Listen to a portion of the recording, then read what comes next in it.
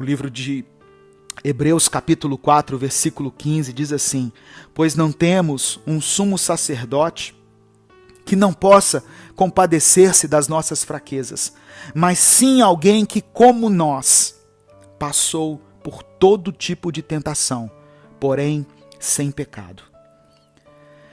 Após 40 dias e 40 noites no deserto, Jesus, pela virtude do Espírito Santo, voltou para Galileia e deu início ao seu ministério.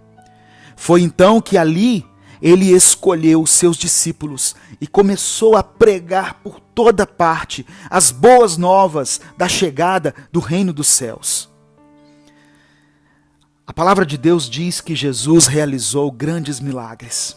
Jesus curou doentes, Jesus expulsou demônios, Jesus ressuscitou mortos, Jesus acalmou tempestades, Jesus multiplicou o alimento e muitas outras coisas.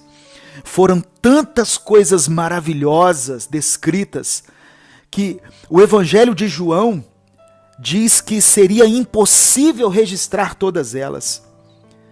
Todos aqueles milagres mostravam o poder pleno de Jesus sobre todas as coisas. Ele era homem, mas ele era Deus. E a última semana de Jesus, antes dele ser preso, dele ser morto, foi marcada por acontecimentos muito importantes. Ele teve uma entrada triunfal em Jerusalém, em Mateus capítulo 21. Na última semana, ele fala sobre a purificação do templo e Jesus declara um sermão escatológico sobre o fim dos tempos em Mateus 24. E ele também, nessa última semana, ele institui a ceia do Senhor. E naquela mesma noite em que ele celebrou a Páscoa com os seus discípulos e estabeleceu a ceia do Senhor como uma ordenança, naquela última semana ali, junto com os seus 12 discípulos, ele foi traído e foi preso. E o traidor foi um dos seus discípulos, chamado Judas Iscariotes. Isso está registrado no Evangelho de Mateus capítulo 26, Marcos capítulo 14, Lucas 22 e João 18. E depois de ser preso, Jesus foi julgado, foi torturado e foi condenado à morte, sendo crucificado num lugar chamado Calvário. A crucificação era a pior, a mais humilhante pena de morte da época. E Jesus ainda foi crucificado com uma coroa de espinhos na sua cabeça. E na sua cruz foi colocada uma placa que dizia assim: Jesus de Nazaré, Rei dos Judeus, como uma forma de escárnio. E para que as escrituras fossem cumpridas, para que o texto de Isaías que eu li se cumprisse, um soldado o transpassou com uma lança, furando o lado do seu corpo. Jesus foi crucificado e sepultado numa sexta-feira. Mas 3 dias depois, no domingo, ele ressuscitou dos mortos. Louvado seja o nome do Senhor. Depois de ressuscitar, Jesus subiu ao céu, onde hoje ele está assentado à direita do Pai, e nos deixa a promessa de que um dia ele voltará. Eu quero ler com você Atos capítulo 1, do verso 8 ao verso 11, que diz assim, olha: mas receberão poder quando o Espírito Santo descer sobre vocês, e serão minhas testemunhas em Jerusalém, em toda a Judéia e Samaria e até os confins da terra. Tendo dito isso, foi elevado às alturas, enquanto eles olhavam, e uma nuvem o encobriu da vista deles. E eles ficaram com os olhos fixos no céu enquanto ele subia. De repente, surgiram diante deles 2 homens vestidos de branco, que lhes disseram: Galileus, por que vocês estão olhando para o céu? Este mesmo Jesus, que dentre vocês foi elevado ao céu, voltará da mesma forma como o viram subir. O nosso Jesus, que foi morto, que foi sepultado, ele ressuscitou e um dia ele voltará. O homem chamado Jesus. Quem é Jesus Cristo para você? Quem é Jesus na sua vida? Essa pergunta sobre quem é Jesus não é uma pergunta somente para os nossos dias. Lá na época dele, Jesus fez a mesma pergunta para os seus discípulos. Em Mateus capítulo 16, versículo 13, ele pergunta: quem diz o povo ser o Filho do Homem?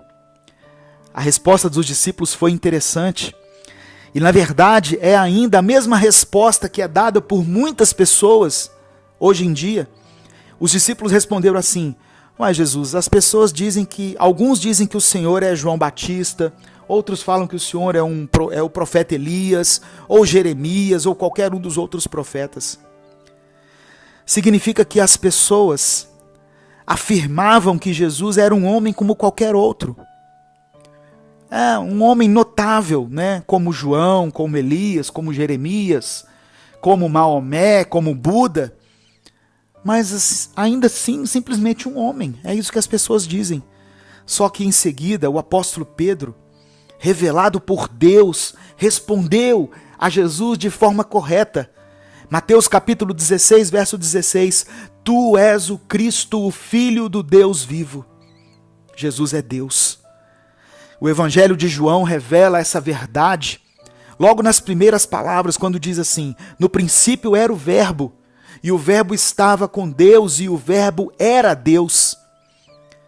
E a divindade de Jesus, ela é afirmada durante todo o Novo Testamento, onde nós lemos que a plenitude da divindade habitava em Jesus, pois ele é a imagem do Deus invisível.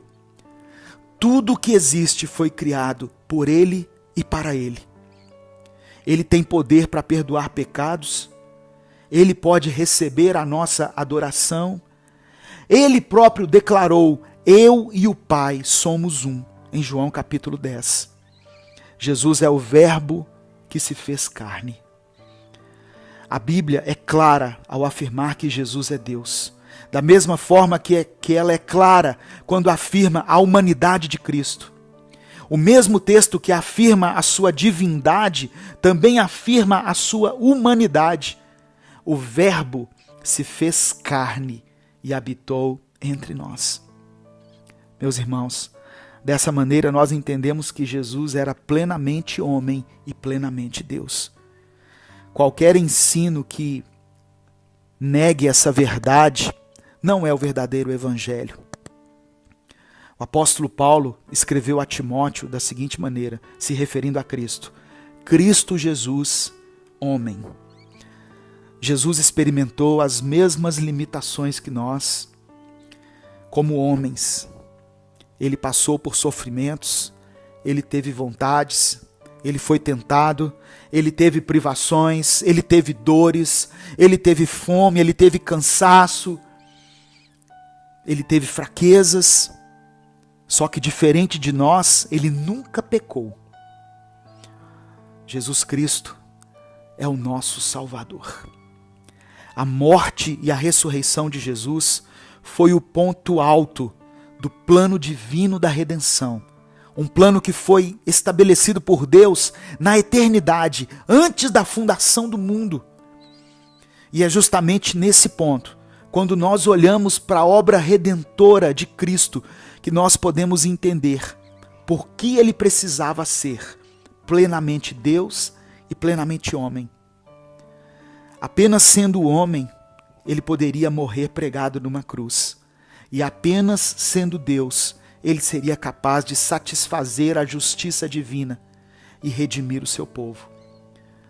A palavra do Senhor diz assim: eu mesmo apago as suas transgressões.